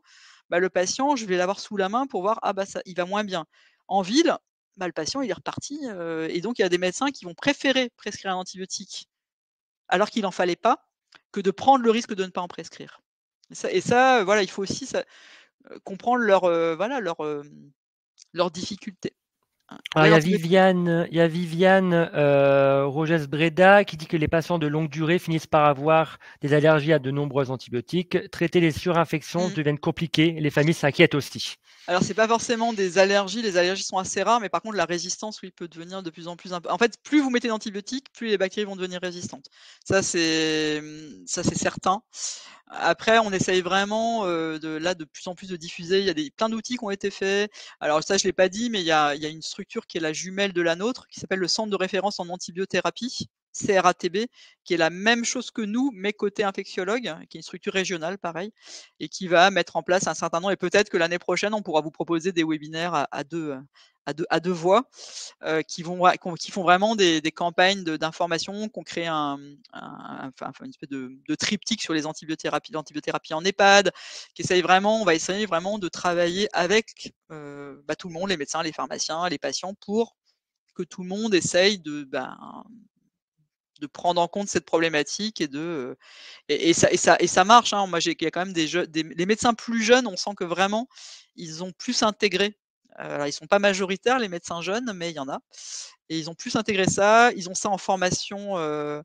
Ils ont ça en formation initiale et du coup c'est plus. Alors la naturopathie, moi je me méfie parce qu'il faut pas non plus tomber dans pas du tout de médicaments. Enfin voilà, il faut des antibiotiques parfois, mais il en faut. Moi je serais plutôt pour dire discuter, puis surtout prendre toutes les mesures de prévention, la vaccination, l'hygiène des mains, la prévention des infections en général, pour essayer finalement d'agir sur cette antibiorésistance qui va finir par nous compliquer vraiment la vie, qui le fait déjà, hein, mais nous compliquer la vie dans les décennies à venir. J'en ai pas parlé, mais en plus en détail, mais à l'échelle mondiale, il y a quand même des études qui ont montré qu'en 2050, ce serait 10 millions de morts par an. La résistance pas la résistance que aux antibiotiques, aux antimicrobiens au sens large. Donc on compte aussi les antiviraux. Mais si ça arrive là, ce serait énorme. Alors, bien sûr, on serait comme toujours plutôt mieux dotés, nous, en Occident, que les pays en voie de développement. Mais c'est un énorme sujet mondial, en fait. Voilà. Alors, il n'y a pas d'autres questions, remarques dans le chat. Et moi, j'en profite aussi. C'est que si vous, représentants des usagers, sur les prochains jours, prochaines semaines, vous organisez un événement, des stands ou quelque chose dans votre établissement en tant que représentant des usagers. Et du coup, je me permets aussi sous le contrôle du coup de Gwenaëlle et aussi par rapport aux remarques qu'a fait Sophie dans le chat. Merci Sophie d'ailleurs. N'hésitez pas à aller vers le CPAS qui peut aussi vous mettre à disposition d'outils. Et on parlait au-delà des affiches qu'il y avait dans le diaporama et qui ont été quand même demandées par la suite, mais voilà, que ça soit France Asso Santé et surtout le CPIAS, n'hésitez pas du coup à aller vers eux pour pouvoir être outillés sur les stands. Donc là, c'est toujours intéressant d'avoir des outils qui sont mis à disposition. Oui, on peut. Enfin, nous, on a sous la main, sous le clic. Enfin, je dis toujours, on a vraiment dans notre ordinateur plein de choses. Si vous avez besoin mais d'ailleurs pas que sur les antibiotiques, hein, sur la prévention des infections en général, des affiches, il y a même des jeux qui existent. Il y a plein de trucs, des quiz. Voilà. Si vous jamais. Alors en général, s'il y a un événement sur le risque infectieux, ça va être organisé souvent. Si c'est vraiment à l'échelle institutionnelle, ça va être plutôt organisé avec l'équipe d'hygiène de l'établissement. Mais voilà, si vous avez envie, enfin si c'est un sujet qui est abordé, effectivement, nous on a plein de choses et on a des boîtes à coucou aussi sous la main. Non mais c'est vrai, ça peut, voilà, s'il y a des gens qui sont demandeurs. Alors délégué départemental de Pas-de-Calais, envoyez-nous un mail. Je sais pas si Sophie elle avait remis. Elle avait mis les coordonnées téléphoniques du secrétariat pour la boîte à coucou. Et de toute façon, on le mettra dans le.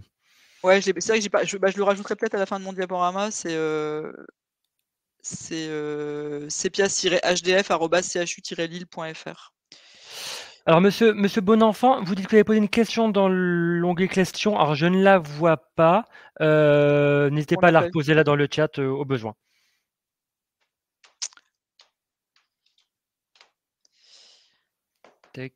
Du coup, monsieur Strika, je reprendrai votre adresse. Je vais noter votre adresse mail effectivement, mais puis on verra comment on peut s'organiser pour que vous ayez éventuellement des outils selon ce dont vous avez besoin, si c'est le kit boîte à coucou ou autre chose.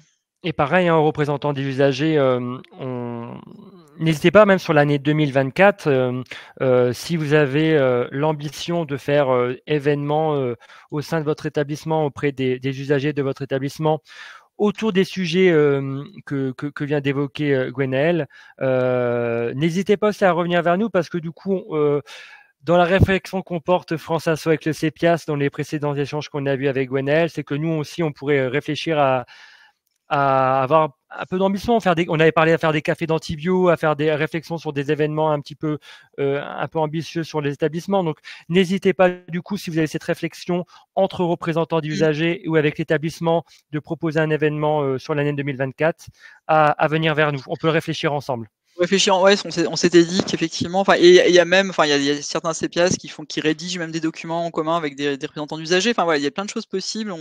Ça fait clairement partie de notre champ d'action, en tout cas, et on pense qu'il y a que comme ça. Enfin, si l'information, comme on disait tout à l'heure, comme disait Maxime, des fois, c'est pas très bien perçu de la part des professionnels de santé d'avoir des questionnements, mais on est quand même persuadé, enfin, il y a des pays qui font ça beaucoup mieux que nous, les pays anglo-saxons en particulier, où c'est un peu le patient qui vient chercher le professionnel en disant bah voilà, nous on avait proposé il y a quelques années, mais ça n'avait pas été très bien perçu que en fait ce soit le patient qui interpelle des fois le professionnel en disant bah tiens, tu t'es pas lavé les mains, enfin pas comme ça, mais en disant et votre friction alors. Mais c'est pas si facile, hein, parce que moi pour retrouver d'autre côté de la barrière, souvent quand on est sur la position du patient, on n'ose pas trop en fait. Mais c'est sans doute un tort parce que en fait, voilà, on est quand même. Alors, j'espère que ça bougera parce qu'on est quand même dans une tendance. Le patient acteur de sa santé. Un patient acteur de sa santé, c'est aussi un patient qui devrait pouvoir poser des questions sans que ça soulève l'indignation des professionnels. C'est pas toujours si facile, mais c'est vrai que ça. Alors oui, effectivement, je vais Monsieur Bonenfant qui dit un porteur de prothèse. Il y a une insuffisance d'informations sur le risque infectieux. Je veux bien vous croire. Je pense que effectivement, alors c'est une information qui est pas si facile à faire même par des médecins autres qu'infectiologues ou hygiénistes parce que c'est quelque chose d'assez complexe à expliquer le risque infectieux. C'est parce qu'on est tous porteurs de bactéries, c'est quelque chose d'assez difficile à expliquer quand même le risque infectieux. C'est pas binaire quoi, c'est pas il y a les méchantes et les gentilles bactéries. Et donc c'est pas si facile. Mais après sachez qu'en tout cas, alors pour les porteurs de prothèses, je sais pas, mais par exemple sur le risque BMR, il y a des plaquettes d'informations qui existent dans un certain nombre d'hôpitaux. En tout cas, normalement, c'est dans leur base de données. Donc peut-être que c'est juste qu'ils pensent pas à la donner, quoi. Mais ouais, sur le porteur de prothèse, du coup prothèse de hanche, enfin je m'avance un peu là sur des questions un peu indiscrètes, mais prothèse osseo-articulaire, voilà, c'était ça ma question, ou prothèse autre, parce que ça peut être. Parce qu'en fait, sur la prévention de la prothèse, enfin, l'infection sur prothèse, la prévention, c'est vraiment pendant l'acte chirurgical, en fait. Et donc ça, c'est bien fait en général. C'est antibioprophylaxie et bien bon encadrement de l'intervention chirurgicale. Mais après, il y a rien. Une fois qu'on a sa prothèse, il y a rien de spécial à faire, en fait. Enfin, il y a pas tellement de moyens de prévention. La prévention, c'est vraiment pendant l'intervention. Enfin, c'est pas. Une fois qu'elle est posée, si tout s'est bien passé. Et on ne peut pas faire de prévention spécifique a posteriori après. Donc il n'y a pas d'autres questions qui apparaissent. Donc peut-être. Est-ce que du coup il y a des choses que tu voudrais Non, de dire que si effectivement, comme tu l'as dit, voilà, si jamais on pourra essayer d'être peut-être plus ambitieux. Donc il y a 2 grandes périodes pour nous. Il y a la période du mois de mai qui est la Journée mondiale de l'hygiène des mains, c'est le 5 mai. Donc en général, on essaie de faire des actions autour du mois de mai. Bon, après, c'est pas obligatoirement le 5, hein, mais à cette période-là, ça peut être justement le moment de faire des ateliers, boîte à coucou, etc. Et puis l'autre semaine importante, c'est la semaine de prévention de l'antibiorésistance. Donc ça, c'est novembre. Après, ça n'empêche pas qu'on peut faire des actions d'hygiène des mains. Vous pouvez en faire toute l'année. Hein. Il n'y a pas de l'hygiène des mains en ce moment. C'est super important d'en parler parce qu'on est en pleine période d'épidémie virale. Enfin voilà, période hivernale. On peut parler d'hygiène des mains, on peut parler port de masque. Donc ça, voilà, si jamais on peut très bien imaginer en 2024 de faire peut-être une action. Je ne sais pas à quel endroit, mais on pourrait essayer de se mettre quelque part en associant représentants des usagers. En fait, normalement, nous, à l'échelle de l'établissement, c'est pas nous, ce serait plutôt l'équipe d'hygiène, mais après, on peut très bien imaginer. Il y a des endroits d'abord où il n'y a pas d'équipe d'hygiène, ou pas forcément très, très importante. Ou après, ça peut être, je sais pas, dans une maison enfin, est-ce que vous avez des lieux, maison des usagers un peu, enfin voilà, d'accueil des usagers, où du coup on pourrait discuter à la fois antibiotiques, port de masque, hygiène des mains, que sais-je. Enfin, c'est des sujets. On a largement de quoi dire. Bon, du coup, on va pouvoir conclure sur les remerciements de Monsieur Bonenfant. Merci à tout le monde de votre attention. Et puis, je vous envoie le diaporama. Du coup, je remettrai les coordonnées du CEPIAS une diapo supplémentaire avec les coordonnées du CEPIAS. Et puis, n'hésitez pas, même si vous avez des questions a posteriori, éventuellement, on peut peut-être les centraliser auprès de Maxime pour que ce soit peut-être plus simple. Et puis, peut-être qu'il peut du coup rediffuser la réponse à tout le monde. Ça peut toujours intéresser, tout le monde, en fait, la question et la réponse. En tout cas, encore un grand merci Gwenaëlle pour la qualité de ton intervention et merci aux participants d'avoir été présents, de l'intérêt que vous portez à cette thématique et puis à bientôt. Bonne journée. Merci Gwenaëlle. Au revoir à tous.